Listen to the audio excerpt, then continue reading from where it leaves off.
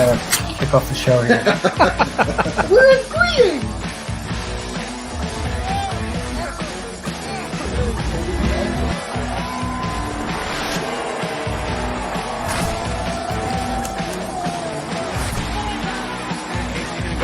Something cleaned up.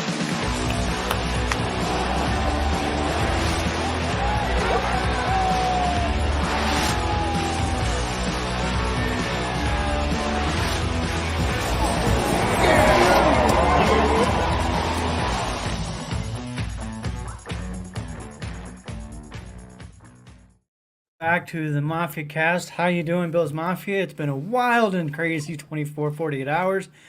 We're going to definitely get into that. Guys, what's going on? Hey, how y'all doing? Doing all right.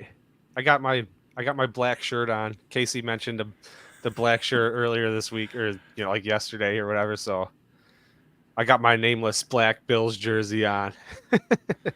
In honor of Black Wednesday, huh? For our missing players. I can't hear Casey. Can you hear? Casey, you're muted. Every time. Every time. All that talk. Be a show without that. It's true. All that talk we had pre-show. You're starting to get my blood boiling again, like you did at about 8 o'clock this morning. So I'm excited that we get to jump right into it. Yeah. You know what? I wasn't going to bring it up, but you just did. We got one thing to do first. We do, don't we? Okay, you want to get right into it? What do we got? What's going on? We got to do our giveaway. Take it away, Mike. Let's get through it now. See if I remember how to do this. Good evening, Richard. Thanks for joining us. All right, here we have our wheel.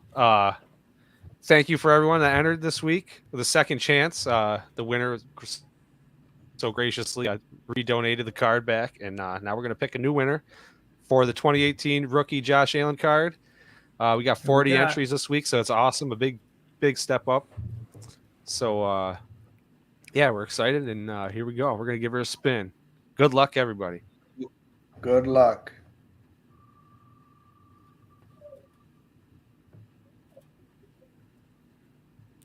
The wheel is spinning for those of you who are or will be listening later. William in the podcast. William Croft No? the third. I would say Crow. I'm not good at pronouncing things sometimes. William, congrats. We will be William C. the third. We'll be in touch about how to get you your card. Thank you for doing the overall entry. Yes, thank you. That's awesome. Mm-hmm. So there you go. Sweet. There you go. Hey, and check us out again. Facebook, also, of course, with the Game On crew. And follow both those Facebook groups, get you entered into future deals. And before we get too much further into all of this, let's hear from our friends over at Game On.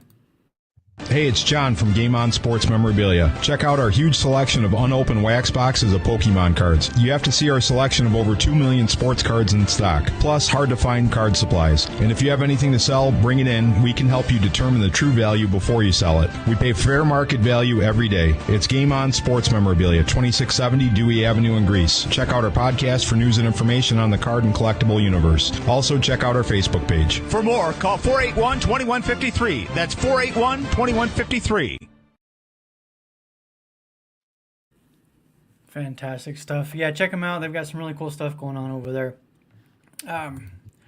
We've already got some comments coming in here, so let's kind of get into some of those really quick. Ryan O'Connell, yes, Bills and a lot of teams clearing cap. What's up, Ryan? And we're going to talk about a little bit of that, especially at the safety position, because there's a lot of free safeties and strong safeties out there. And, of course, John Roberts, the release that surprised me the most was Mitch Morris. I tend to agree with that. That's the one I was not, I guess, expecting. What do you guys think on that one? I mean, everybody on the team called him dad. I mean, someone said it best on Twitter. I wish I could remember who it was to give him credit, but the team looked at him during the highs and the lows and, kind of judged how he was reacting and saw how, because he is such a professional at what he does, not just as well on the field, but how he holds himself in the locker room. Like the team looked to him, and even being a captain, it hurts. You know, it was clearly a Cap specific move. Yeah. But I was shocked. Yeah, but was he the last one? Was that the last one that came out too? I feel like it was. I think I don't remember the order. I think Davis was the last one. Oh yeah, that was a killer. I know the first one that popped up on my phone that I saw was Jordan Poyer, and I'm just gonna say this. So last night when all this news was coming out, and I tweeted out that the whole afternoon kind of reminded me of what some Bills fans might remember as Black Thursday, when Bruce Smith, Thurman Thomas, and Andre Reed were all released the same day, same time. Some people kind of got, I don't know if mad is the word I would use, but they didn't like that, basically saying I was crazy for making that comparison because those were Hall of Famers. The point was simply this: the emotional attachment that I think most fans had with White, Poyer, Hyde, and these guys, because let's be honest, they're the ones that kind of helped break the 17-year playoff drought. They're the ones that laid that foundation early on in that culture. And in this day and age, you don't get guys on the team to stick with the team for as long as they did very often. So from that perspective, I mean, it was an emotional day. I mean, I'm not like I was sitting here crying over it or anything like that, but at the end of the day, though, I think it needed to happen. Not only for the money aspect of it, but the defense needed some changes. They're starting to get up there a little older, and it was time to reset, I think. I mean, cutting Tre'Davious White, it hurts everybody. He was the first draft pick of the team that you see now. You know, he wasn't even a Brandon Beane draft pick. He was a Sean McDermott draft pick. He was the first one, that McDermott's like, this is how I'm going to start this turnover. So that's why it hurts me so much. I mean, I have a Tre'Davious White jersey. He's been one of my absolute favorite players since he started and since he's played with us. But he hasn't played really in the last 3 years. So to say that him coming off 2 very significant injuries is going to come back and be worth the money that we owed him, it's hard to really say that he was. I mean, or to expect him to be anyway.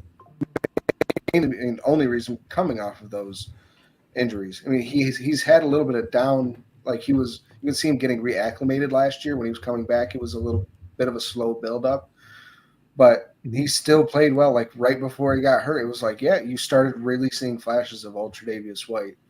And now with another injury, being a year older, you can't bank on hope at this point. The Bills window is not closed, and it won't be because we have Josh Allen.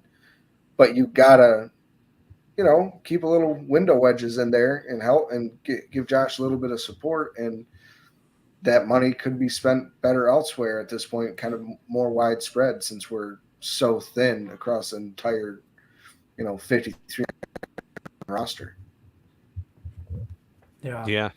I'm really gonna miss his dancing on the field and warm-ups and all that. Just the energy, overall energy he brought in everything.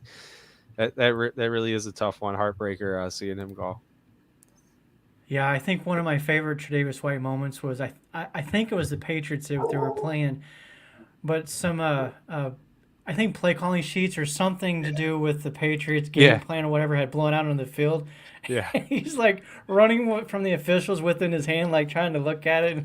Yeah, that was one of my favorite moments with him, and it is unfortunate, and it's it is part of this game and it's part of this business. Mm-hmm. And I think I speak for all of Bills Mafia when I say we hope only the best for him, regardless of where he goes or who he plays for again. Even if it's the Chiefs, I would still root for him. But some of the other comments here. Yeah, John Robert only 10 games in the last 2 seasons for Trey. He will be missed. He will be.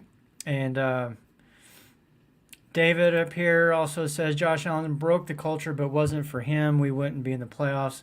Obviously, Josh Allen is a very, very big part of that. And then Roy, the biggest surprise was Vaughn redoing his contract to make incentive laden. None of the other cuts were surprising. That I think was the last thing that came out last night. Was Yeah. the Yeah. Von Miller, yeah. And when I saw that, I got to admit my jaw dropped. I don't guess Von Miller's never been considered like a not a team player or selfish or anything like that. So maybe it shouldn't necessarily surprise us. But at the same time, it's a $10 million pay cut. I think 10.7. Yeah. That's quite a gift. crazy. Yeah, it is.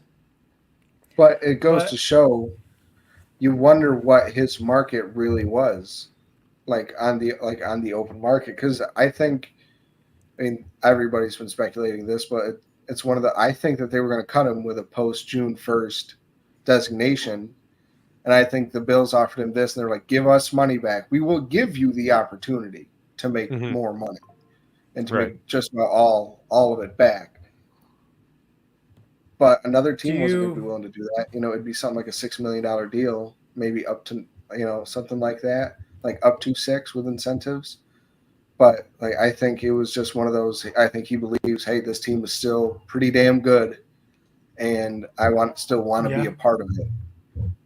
He believes. Yeah. Still. Yeah, exactly. guys believe? He sees the flag? Look I at the do, flag. man. That's all I gotta say. That's right. I do. This is a fresh start, in a lot of areas, and it's hard to not get excited as much as it kind of tears you up. Not tears you up like we're all sad and everything, but as sad it is to see some players go, it is exciting for the future to see a fresh start, a team that really really needed some big moves, and it was a lot. It was a lot to process all at once. It was just a couple there he is. hours, So, Yeah. I've seen a lot of people talking about, obviously, there's, a lack of a better way to put it, there's some hate towards Von Miller right now. A lot of it, obviously, stemming from the off the field situation, but also the lack of production last year and versus his contract. Chris Brown from One Bills Live basically said it best, because there was a caller that voiced that concern, that opinion, that anger. And Chris Brown basically was like, just stop with this, because you and everybody else knows full well that injury doesn't happen, nobody's complaining. Like when when it happened, nobody was complaining. As far as when he got signed, everyone's like, "Oh, we got Von Miller." Yeah, there was some here and there. They're like, "Oh my gosh, we're paying too much for him," or whatever. But he was well on his way to double-digit sacks that first year in 2022, and I have no doubt that he would have done it again last year. But that injury completely changed everything, and quite honestly, that could have changed the whole season for 2022.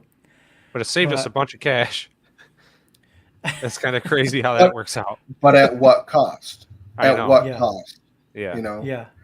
Was 2022 Hey, the year we were going to the Super Bowl? Like, if he really does play that way, right? Like you never know. We kept saying all we need is an edge. All we need is an edge. We finally got the edge, and the edge to play well, not just play like hope and play. And like then it happened, and it was just like, what do we do now? Right. Yeah. Yeah. So, what do you guys, if you were to look forward to 2024, do you expect Von Miller to be an integral part of that pass rush? Do you think he can get back to who he was? Because I know a lot of people are talking about those last couple of games of the season, it was starting to look a little bit more like Von Miller, finally. Do you think that that's true, or was what we saw at the end of last season, is that who he now is? I mean, I wouldn't say we saw him back to being Von Miller. We saw him get back on the field, but he was sort of, I don't know, cautious maybe, or I don't know what the right word is. He definitely wasn't like, I don't feel like we've seen signs of Von Miller out there, the Von Miller of all or whatever. But I do think he can improve on that. I would hope so. Stephon can't get more worse. tackles. He literally can't get worse. He can't get worse. I mean, he's got a whole, basically taking care of himself. He took this whole season to take care of himself. You could say he took the year off. And they didn't really, I don't feel like they stressed it not intentionally, but right, but they didn't stress it too much, or I don't know if he was, really struggling, but yeah. This offseason is going to be interesting. I've written about that several times over the last few weeks, and then yesterday happened. I want to get to some of the other comments that are popping up in here. We're going to get to the offensive line, of course. McGovern moved to center. That's what the Bills are reporting currently. And then, of course, David Edwards will move over. Well, not move over, but step up into that guard position. Mm-hmm. And then, of course, John brings up, haven't seen Josh's restructure yet. I'm sure that's coming probably by the end of the week or over the weekend. And let's talk about the offensive line really quick. We talked a little bit about Morse being let go and being released. And I think the number was $8 million and some change that saved. Are you comfortable with McGovern moving over to play center and then Edwards stepping in? Do you think that what we got last year from the offensive line, which was pretty solid, should we be worried about this coming season? We freaking better not take it. I mean, if we take a step back, it'll be, in my opinion, more so due to injury. We got absurdly lucky last year along the offensive line, and how healthy they stayed. Unlike the year before, I'm praying this whole thing isn't cyclical, and we can see, and see what's coming in the future this year. But I mean, Edwards, he barely played guard last year. He played tight end, like 99% of the time that he came in. So I think they're more confident. I think this is saying more about McGovern being able, for as young as he is, he and Josh can, really start a tight relationship because you know how important this quarterback center relationship is. They have to. I mean, that's number one. And so I think they're like, all right, they're both young, right around the same age. Let them grow together. They can really learn, get the in-depths of the game at this stage of their career together. Really become in sync. And I think Edwards I won't be surprised if we draft somebody, maybe third, fourth round as an interior offensive lineman. We're going to need a swing guy now because that's what Edwards was. So we have somebody to take his role. Mm-hmm. But if he doesn't work out, they're going to need some sort of competition for him in camp.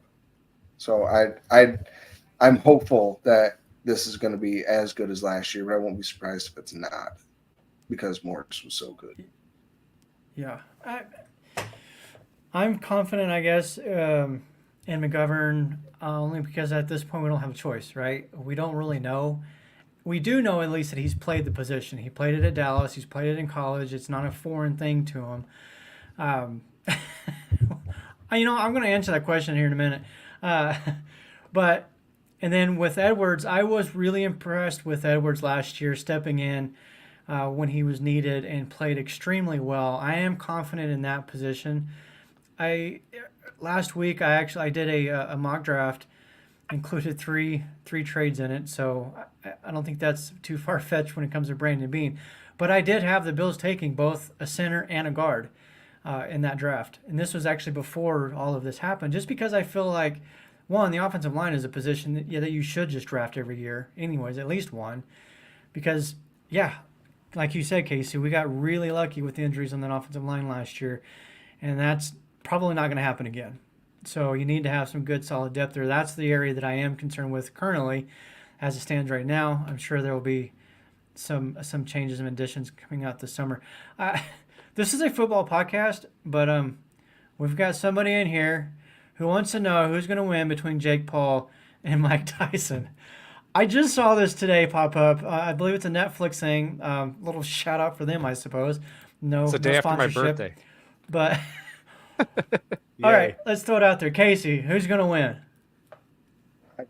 I hope it's Mike Tyson, because how funny would it be if some 60-year-old beat up some 28-year-old YouTube punk or however old he is. I understand he's like a legitimate fighter and he's beaten some people, but they all have definitely been on the older side of time when it comes to professional sports.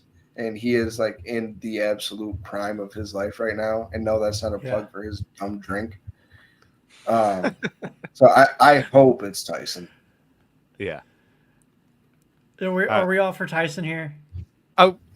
We're rooting for Tyson, but realistically, like, I could see him. I mean, how I don't know like how into it he still is, you know. Yeah, I don't know, man. But he I'm is. not gonna lie. I'm gonna watch. He was a I'm gonna he watch. was a bad man in the boxing ring, man. So you know I what I feel mean. He's Tyson's got one that of those. fierceness. Tyson's one of those.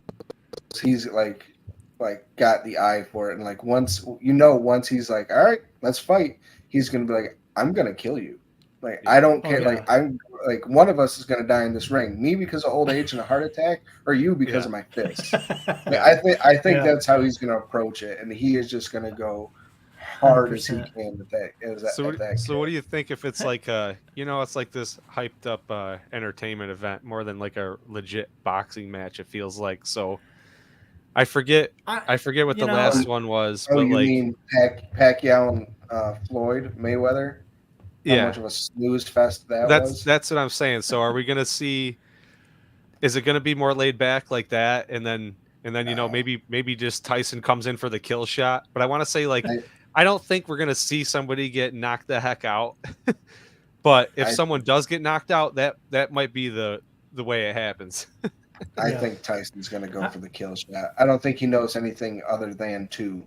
I would agree with that. All right, let's shift back in really quick.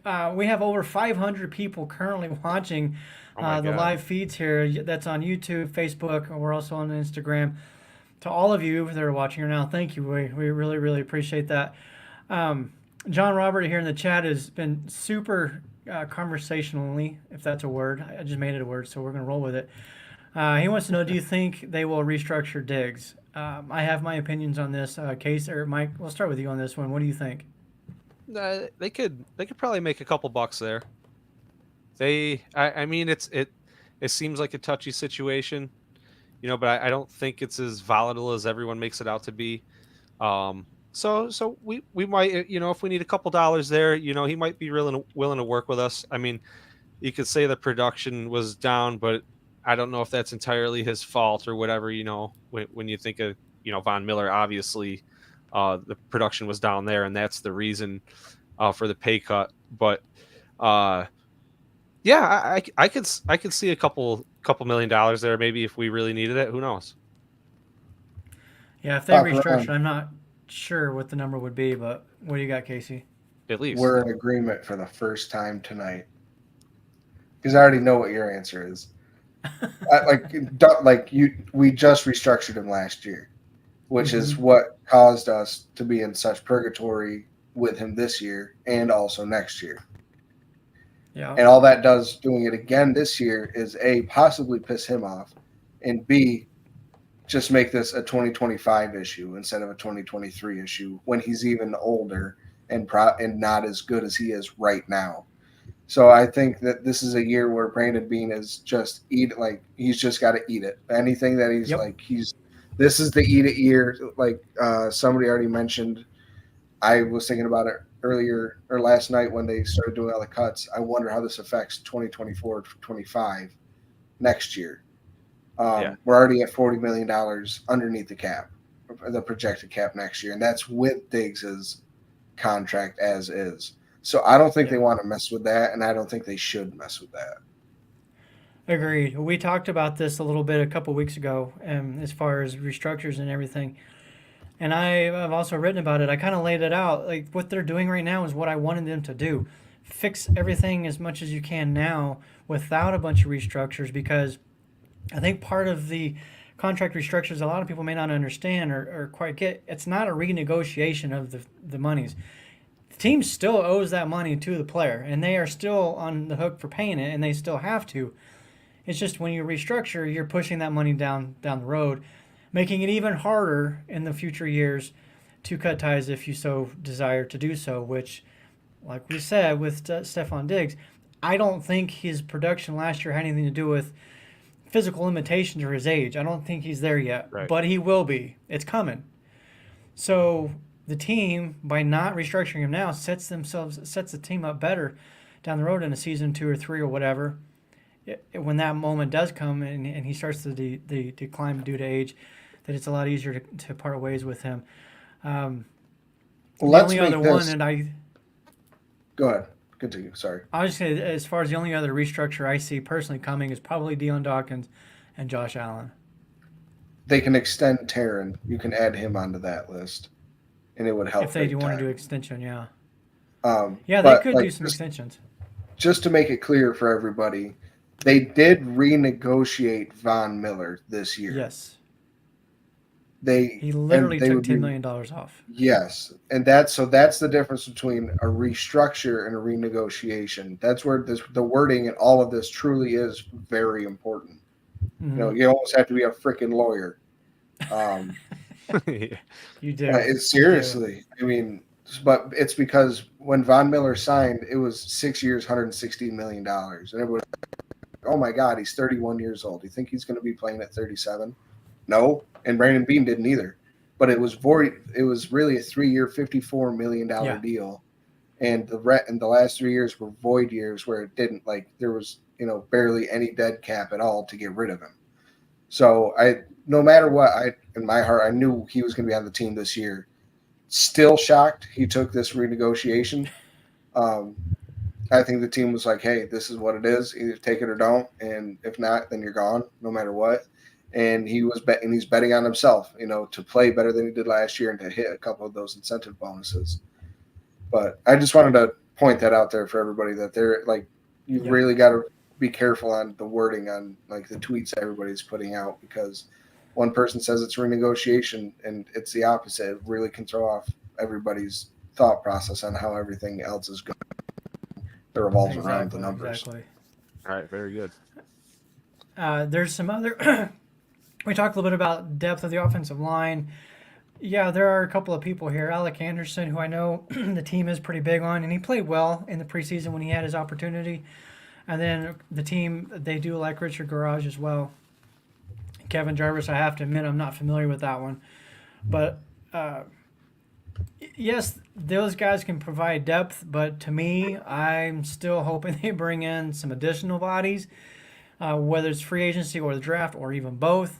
Like they did last year. They brought in 2 free agents, I think, and they also drafted 2. But kind of moving forward, we talked about Deion Dawkins here as well. Been talking about Deion Dawkins being extended, lowering the cap. Again, I expect a lot of this probably over the weekend. I believe Monday is when teams can start negotiating with players. Technically, free agency doesn't open until I think Wednesday. But we know how this works. We're going to start getting all the tweets and it's legal tampering. The dumbest name that anybody could ever come up with. and oh my God. That and the combine, the freaking underwear Olympics. The underwear Olympics, there it is. And we couldn't get through the off season without you using that term. Yeah. Hey man. It's exactly that was a new one for me last year. It caught a couple people off guard with that one. Yeah, you did. Yeah, there was a lot of comments and what did you just say? Ronnie, are you ready to fight yet? Are we going to bring up what we were talking about? Yeah, let's do it actually. And I want to hear from people in the list. We're over 600 viewers right now, which is insane. I want to hear from all 600 of you. Comment what you think about Mitchell Trubisky being the new backup to Josh Allen. Casey, I'll give you the floor first, because I know you and I differ on this, and honestly, I differ from probably most people, most that I've seen on Twitter. But go ahead, let's hear your side of why it's such a bad thing. I don't think it's such a bad thing. I just think he's another average run of the mill backup quarterback, and I don't think that somebody should. Just because you've played here before, I don't think that should necessarily mean, all right, yeah, just bring him on back. It didn't really matter how he played. Did he, he obviously didn't lose us any games. He wasn't asked to play any real time for us. But it's more so I just think that there's there's other people out there that I would trust more to be our backups. To be our Josh's backup quarterback if somebody did need to come in and play, 2-3 games. Somebody that I've always been high on. I think I look at him like a mini Josh Allen, kind of. He plays with the same heart and the same kind of grit. He's just your average sized dude, that's his downfall. Like he has every ability that's not physical that you need to be an NFL quarterback. But he still gets it done. I mean, yeah, he has some of the, like, he plays some of the most heart I've ever seen on a football field. I would rather have someone like him or Minshew. There's also people out there like Marcus Mariota, but I gave you, out of Trubisky, Heineke, Minshew, and Mariota. My list was Minshew 1, Heineke 2, Trubisky 3, and then Mariota 4. But there's not many great backups in the NFL. I mean, they're backups for a reason. Yeah. I brought up bringing back, if you're that concerned with being familiar with the offense or with the team as a whole, bring back Tyrod. He was our starter before Josh. It's one of those. If that's a logic, different though. It's completely. I mean, Trubisky has no idea what Joe Brady's offense is. No, but as far as I'm talking from a roster perspective. Yeah, I mean, and again, it's going to be different for Trubisky. I mean, everybody's gone, and we all saw the meme with with Will Smith when it's Josh Allen walks into the locker room today and he's just standing in the living room all alone looking around. It's just gonna be he and Stephon Diggs holding hands in a corner. Yeah. Yeah. He Diggs and Deion Dawkins is gonna be shirtless recording him. Yeah. So to me, it's like, if you want to bring Trubisky back, I would rather bring Tyrod back. At least Tyrod is good at one thing, and or two things I'd give him. Throwing a deep ball. He still has one of the prettiest deep balls in the NFL, and he can still run. Yeah, but he also played for the Giants, so you got to give him a little bit of a slack here. He did the same thing in Buffalo. Like people give Allen crap about not hitting the open guy underneath, rightfully so. Tyrod just wouldn't throw it to anybody. I agree with that. He would not throw it over the middle. I agree with that. But at least he can throw it deep down a sideline, which we've seen. We know Stephon Diggs can burn just about anybody on a go route. And then, he can also run. So I'm like, all right, that takes two aspects of it. And we see that's what Trubisky does 99% of the time when he comes in the game. It's always, power, quarterback, like sweep to the other side off the power. And, Trubisky, he's fast enough. He gets, the 10, 12 yards, gets out of bounds, gets down, does what he needs to do. But, at least there's Tyrod. I think he just has a little bit more that I have left to be desired than Trubisky does. I think you're hoping Tyrod Taylor was more for the Bills than he ended up being. And I just think it's it's just a past thing. And I can't tell see me Tyrod was not good for the Bills. I enjoyed watching Tyrod Taylor when he was here, and I rooted for him. And that was that. But I feel like the Tyrod Taylor show in Buffalo is just over with. It is over with. But I can't see us going back to that again. You know what I mean? Let's do that with Trubisky. But he's in the near past. It's not as long ago. It's more with that the current. Doesn't mean nothing. You know what I mean? It does. It does. I mean, there are aspects of this offense that carried over from Daboll that will still be used now that Trubisky will be familiar with. There are new pieces on the roster. Yes, but still, Trubisky is familiar with a lot of them. By no means am I comparing Trubisky to Allen. Please don't hear what I'm not saying. Oh, you think? But skill set wise, I'm tweeting that. Skill set wise, Mitchell Trubisky fits what the Bills do with Allen better than anybody else that's out there, in my opinion. No, he doesn't have as strong as arm. No, he's not as fast. No, he's not as big, but he can still do all of those things to a point. So they wouldn't have to really change the offense a whole lot if Trubisky had to step in there. And he's still relatively young, so we don't have to address this in the next few years. We can still keep him rather than this rotating door of backup quarterbacks. Yeah, that's my take on it. And I think, it's I want to say, 2.5 million per year or something like that. Yeah. That's not a lot. Did you guys not see him play for the Steelers last year? I just think he He wasn't a good was- fit there. Dude, like But he was horrendous. I know, but like his He QBR was good benched- for like a couple seasons with the Bears. Why was that? Yeah, his rookie year when nobody Up had near any 100? tape on him. 95 or Do you think in the 80s? Do you think the Steelers have a better offense minus a QB than the Bills? No. So if That's you why. plug Trubisky into what we have here, I think this team. Well, I don't want to go there. I was going to say Just I hope think we this don't team can have still to. win with Trubisky, but there's a lot of changes on the defensive side, so that's going to be kind of iffy. We'll have to wait and see. But I I just just think think- Taylor Heineke and Minshew were just an overall better quarterback. I'll give you Heineke. I love Heineke. I think we could have got him at the same price as Trubisky. I mean, the Falcons paid him $10 million on a like 2-year, $20 million to be their backup, and they already cut him. Like, he got his money. He doesn't care about it. He already got to play for his home team. He got his money. Come let him play here. I think he would thrive in Buffalo. Why would he choose to The be things- Cole? But the things that you said that Heineke doesn't have, the physical part of it, Trubisky does.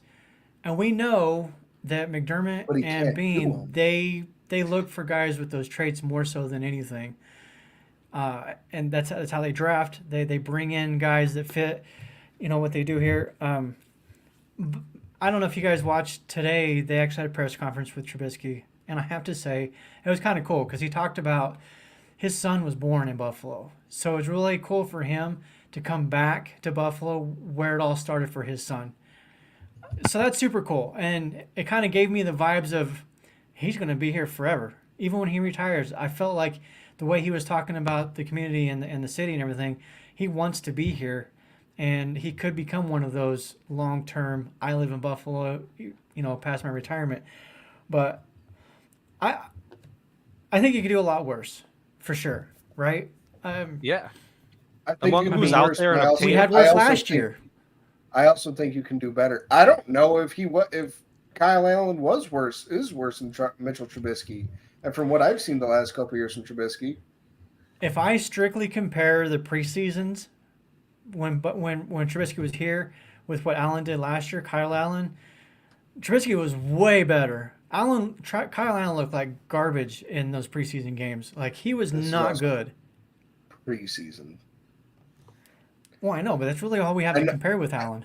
I know with Allen specifically, I agree. But just comparing, apples to oranges, Trubisky in the regular season and Kyle Allen in the preseason, I didn't see any. I don't see So any you'd more. rather have Kyle. Enough of what I don't. Between those two, I really wouldn't care because I'm like it's this, to me. I'm getting the same result. Like a lot of You people probably say, get the same result regardless, honestly. you don't ever want to put in your backup and have to rely Yeah, on exactly. Yeah, but I just think Heineke would give he's more of a baller. I don't know what other way to put it. He's just a better football player. He just doesn't have the athletic attributes to do it. Well, it ain't happening this year. I know. And I hope we don't have to use Trubisky. Yes. That's all I'll say. Yeah, I would. Yeah, I'm But definitely. I dug on way board too with you on far that into one. it, and I'm like, he's got to prove that he's the better pick than Mahomes. Oh yeah, Mike, go But ahead. we and don't give want me him. We don't giant want him to have to conspiracy prove that he was the pick ahead of Mahomes, but hit him with the he's conspiracy, Mike. the conspiracy. It's- You complete the story, and he proves that he was supposed to be picked ahead of Mahomes because the Bills beat the Chiefs. So I'm there That's like, for the spiritual side of it as well. that's like saying Sam Darnold's better than Josh Allen because he got Yeah. to a Super Bowl. But seriously, first who with else is the out Niners. there that's really obtainable like that and has some experience here? So that's where I'm at on the whole thing. See, I don't care Yeah, about I- the experience here. Yeah, You're a Well, you're I a don't think backup- there's really that you're a much of backup separation, quarterback. anyways. right. Like if we're talking like just as far as the backup quarterback goes, from even with Mariota, which that would be probably my last of those four that we've mentioned, but all four of those, I I don't really see that much of a drop off from one to the other, to be honest. With, like I said, with Trubisky, I just feel like he fits what they do here better than the other ones. Mhm. But If this was move draft day and I was Kevin Costner, I would fire you. Well, you know what? The Bills would have won a Super Bowl if I was GM. Just kidding. Probably not. 17 years? Right. You know, we were talking about, I can't remember what the topic was exactly that led to it, but I ended up putting into one of the articles I had written like a month ago, maybe 3 weeks ago. But the backup quarterback situation, I would almost honestly rather just draft a new young quarterback in like the 6th, 7th round. I've been And saying let that for him- 3 years. Yeah, just let him sit there, grow, develop. Who knows? Maybe you get a Tom Brady-ish, and then you can swap him. Or a better example would be Matt Schaub with the Atlanta Falcons back in the day. He was all preseason, darling, and they turned that into multiple first-round draft picks to Houston. Right. And he was an okay quarterback. He wasn't bad by any means. In fact, if you have to ask a lot of Texans fans, they would probably tell you that he was one of their best, like in their franchise. I mean, that's But a he was short nowhere. list. Yeah, well, it is. It's a very short list. But that's the direction I would like to go, because then you get a 6th or 7th round rookie quarterback on a 4-year deal. You don't have to worry about the position for at least 3. And you've got him, again, on the rookie money, so it's not even the vet minimum. That's a direction that I would have preferred they go. And maybe they still will. I mean, there's nothing set in I stone. think There's nothing that says. I think they do. I think that's why they brought Trubisky in. They have their safety blanket in Trubisky, and I think they're going to draft. The 2 players that I'm looking late in the draft that I hope is Jordan Travis coming out of Florida State, and Joe Milton coming out of Tennessee. There you go. That dude It's like is you've been reading my freak. work. Like, he is huge. And I would, just like you just said, groom him, let it happen, let him sit on the practice squad, this year. Let Trubisky be the number 2, or if they overperform, they beat out Trubisky. See ya, goodbye. We see him. We always usually keep only 2 quarterbacks anyway, unless we can keep one on the practice squad. But I think that's their plan, is to draft somebody late with one of these 78 5th, 6th round picks that we've got this year. Yeah, I could see the situation where they keep Trubisky, they draft a quarterback, that rookie quarterback sits on the practice squad for a season, and then in season 2, he's the backup, and they say goodbye to Trubisky. I know he signed a 2-year contract, but we all know how that works out. Yeah, He did last time too. Yeah. So, and I think we all knew that he was probably going to go after this first season, because his goal was to try to resurrect his career at that point. And I, like and Mike look what said a he. while ago. I know it didn't work out, and I was. You can ask my son-in-law. I was all about Trubisky when he left here, and I thought, man, I just have a feeling, because like Mike said a while ago, he was pretty good in Chicago. It wasn't necessarily his fault that they weren't winning. He had good numbers. He was playing pretty well. They were just not a good team around him. So I felt like, okay, you spend a year with the Bills and you learn, you go on to take the next step, and it didn't work out. So the 2 years that he was really good in Chicago and the team was really good was when they had when their defense was like number 1 across the board and like almost all metrics. Like, it was gross. And he also had, good running. He had a good receiver, and I can't remember who the running back was, but a good running back. They did not have Greg Olsen at the time. They had Jimmy Graham, so like a very good, and when Jimmy Graham was Jimmy Graham, so they had a very good tight end. No, he had good pieces. He had good pieces around him. The team as a whole was good. And then, they're like, all right, let's see what we can do here. And they got their own cap casualties, and they had to start letting good veteran players go. And they were like, oh, he sucks when we suck. Like, he doesn't make us better. Like, and that's what you're looking for from a quarterback, is for your quarterback to pick up the pieces around you and make your team better as a whole. And he just doesn't do that. So I just. But as a backup, I agree. Yeah, I mean, I do. Yeah, but agree. I want that from I want Right. it. That's a I trait see. I'm treating the same as a backup, the same exact as a quarterback. Right. Yeah. Let's kind of jump into the next thing. I teased this a little bit on Twitter earlier.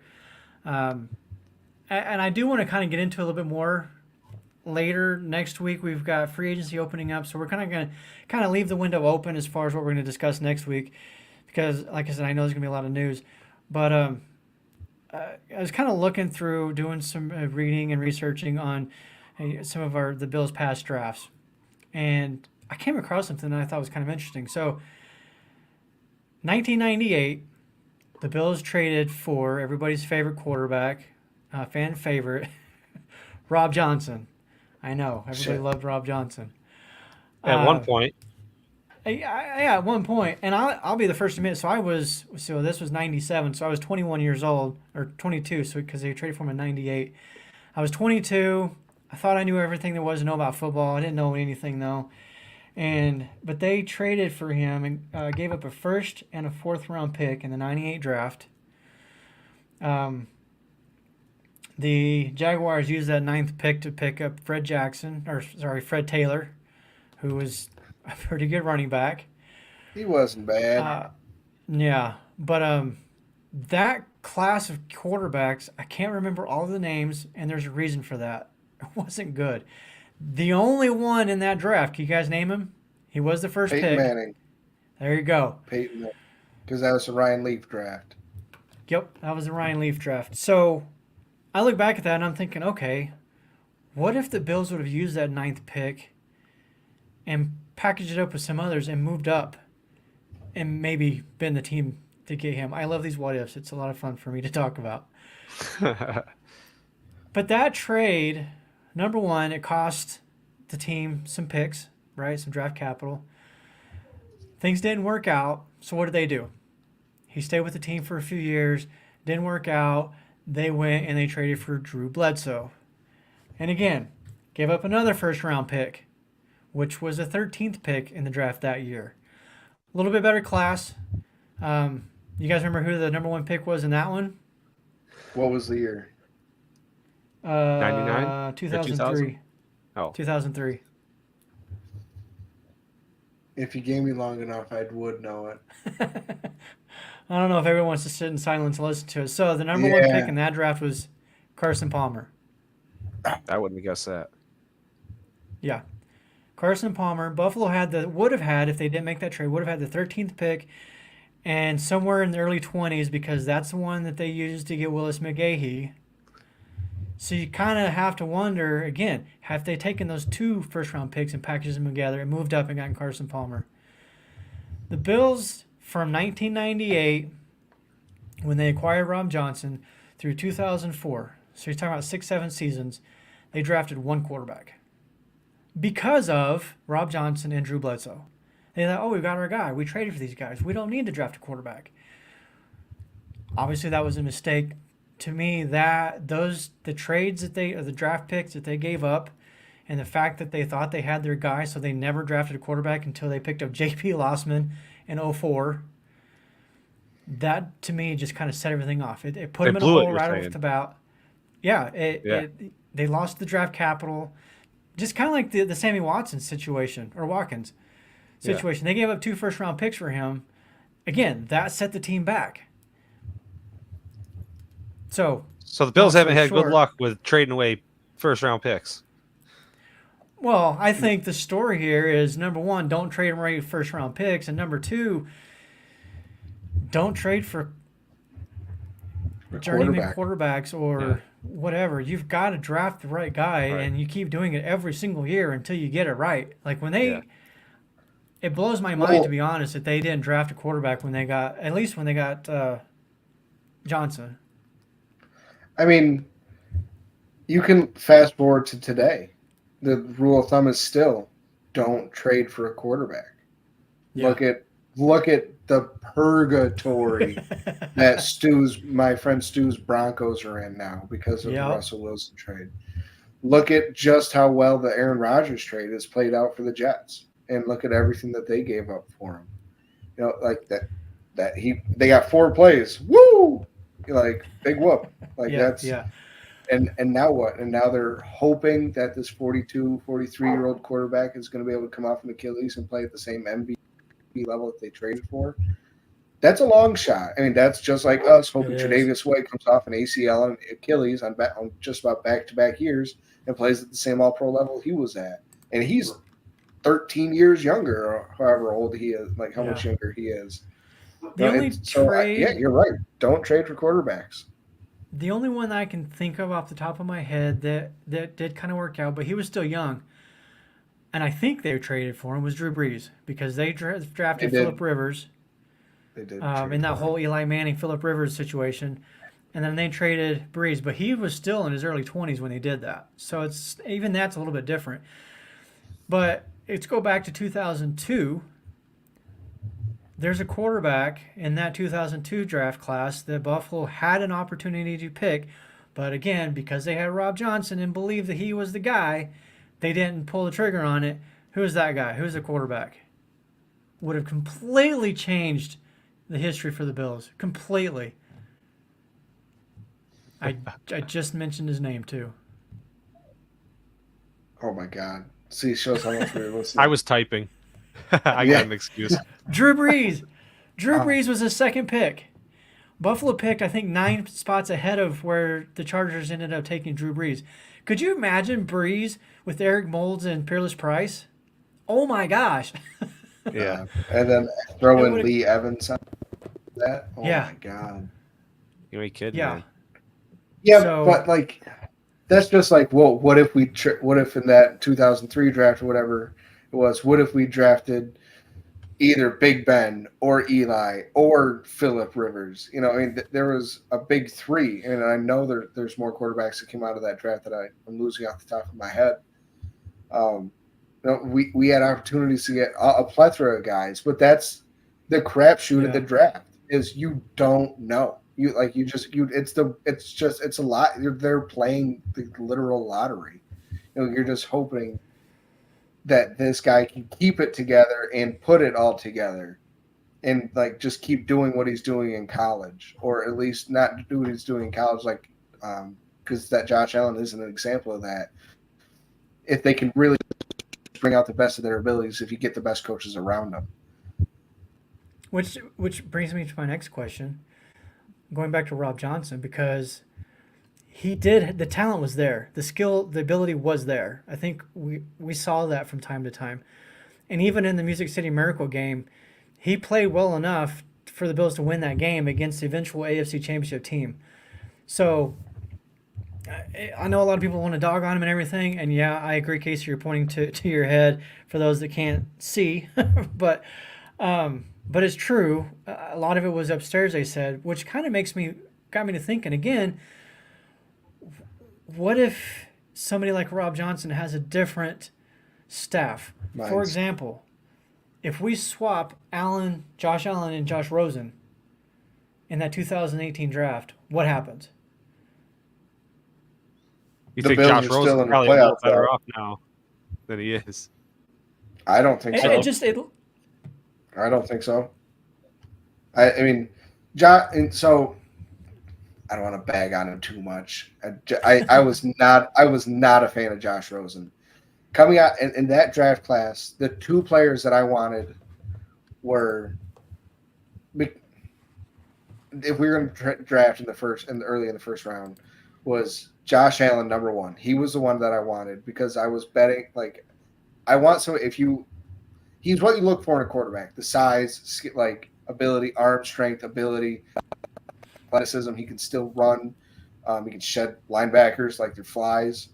I was betting on that. But then there was Baker, who was a more refined quarterback. He was more, he was more consistent.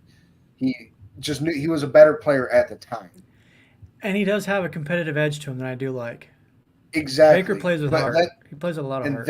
Then there was Josh Rosen, Mr. I mean, he had a hot tub in his dorm room. That to me, that's as far as I feel like I should have to explain it. Yeah. But he was what are they called? Like a finance kid. Like mom and dad were, they were set. and he was set. Whether football worked out or not, he was extremely talented, but he just didn't care enough. That's one of those things. Like he wasn't in it for the grind. Josh Allen was going to be great no matter what because he was in it for the haul. He was in it like he was. Everybody thought I sucked coming out of high school, made it to Wyoming. Everybody thought I sucked coming out of college, got drafted by the Cardinals. Watch us explode. Watch me explode. It might take me 2 years, but I'm going to work hard. Nobody's going to outwork me. Yeah. So it really is. I mean, it's nature versus nature argument, nature versus nurture argument. But that's also a case by case. I mean, would Rosen be better than he was for the Cardinals? For us, probably a little bit better. Right. Do I think he would have been our long-term starter? No, not at all. But would Josh Allen still be Josh Allen? Probably, yeah. Yes. You think so? Yeah. It does make me wonder, though, how many players out there could have been something great if they're in the right situation.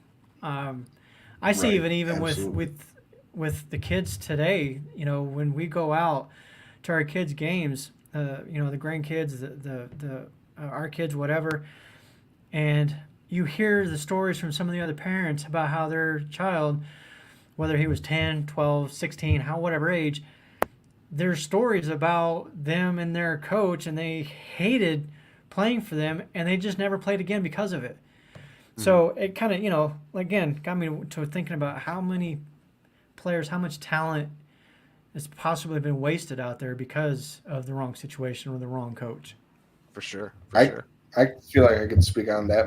I moved high schools, and I came from a high school that was huge into football. I mean that we'd sport. They lived, breathed, and died football. That's what they were about.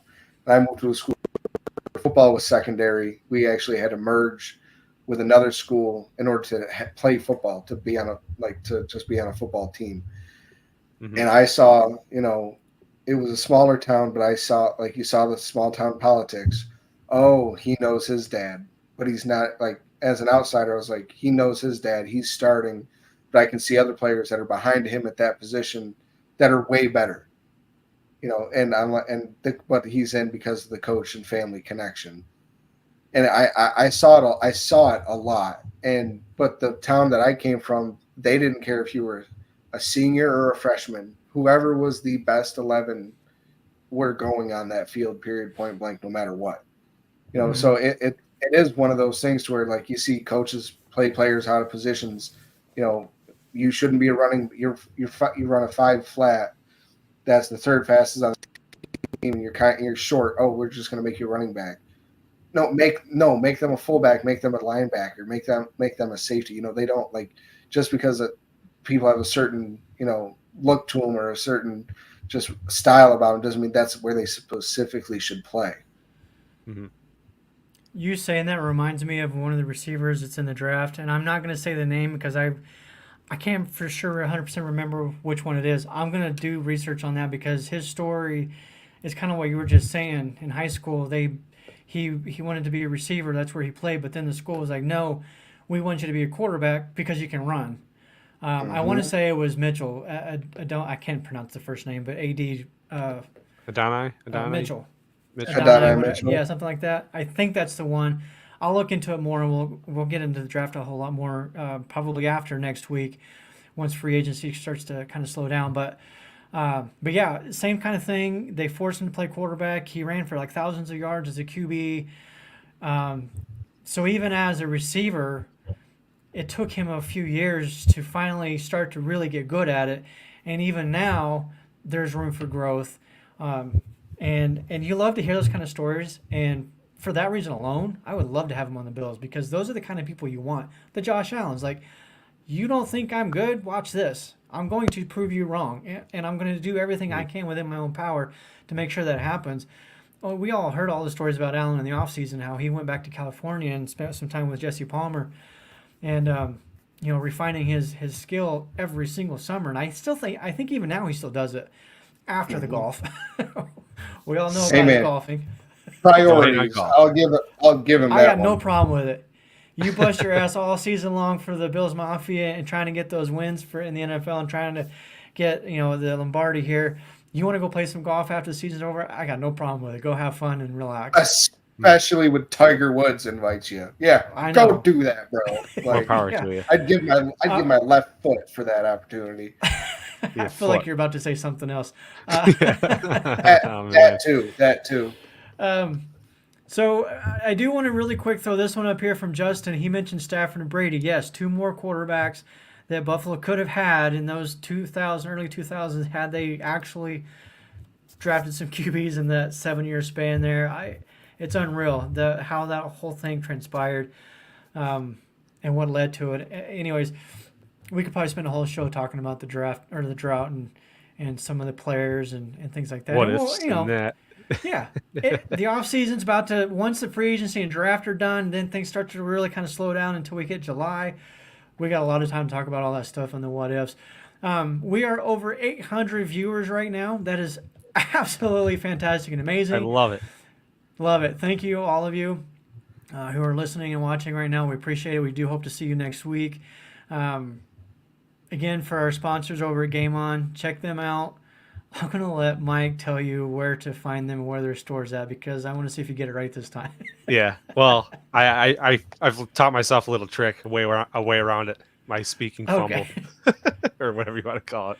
But yeah, John from Game On Sports. He's got him and his son John mans a store out near me, but they got locations in Rochester and Buffalo. So go check him out. You're nearby. He's got all sorts of Bills stuff, thousands of autographs.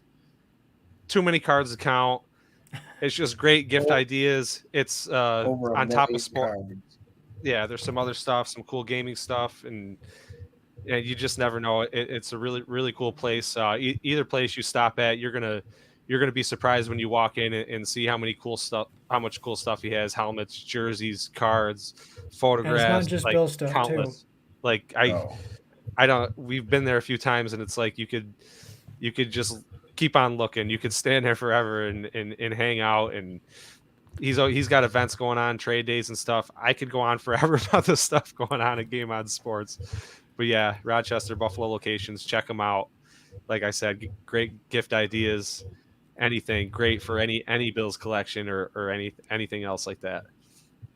Like Mike said, it's great for gifts. I can't stress this enough. If you have a husband in your life and he is a sports fan, go to Game On Sports. Check out his eBay. And seriously, I promise you will find something that your husband will like. Or wife, if you got a sports wife. And that he has any sport, anything that you can imagine, any team. Check it out. Yeah. Yeah. We're gonna go and get out of here for the week. Until next week. I know there's gonna be a lot of news coming on. If something really big hits, maybe the Mafia Cast will do an impromptu live show if my co-hosts are up for it. Yeah, guys. This time I might be. We'll see you all next week. Go Bills. Go Bills. Go Bells. Keep telling your friends.